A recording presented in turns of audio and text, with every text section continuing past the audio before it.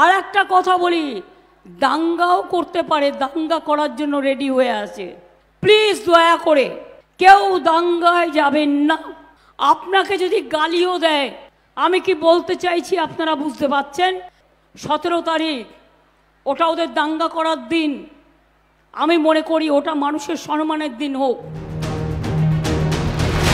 মুখ্যমন্ত্রীর এই মন্তব্যের জন্য কোতোয়ালি থানায় এফআইআর করতে গিয়েছিলেন মেদিনীপুরের বিজেপি প্রার্থী অগ্নিমিত্রা পল। থানার ভারপ্রাপ্ত আধিকারিক না থাকার জন্য এফআইআর এর রিসিপ্ট কপি দিতে দেরি হওয়ার কথা জানায় পুলিশ। আর এতে উত্তপ্ত হয়ে ওঠে পরিস্থিতি।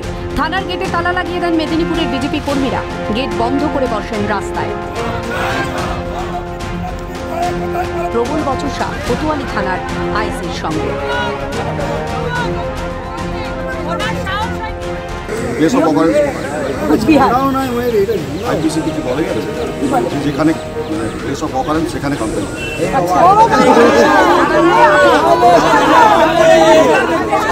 গেরুয়া সমর্থকদের চাপে শেষ পর্যন্ত এফআইআর এর রিসিপ্ট কপি দেওয়া হয়।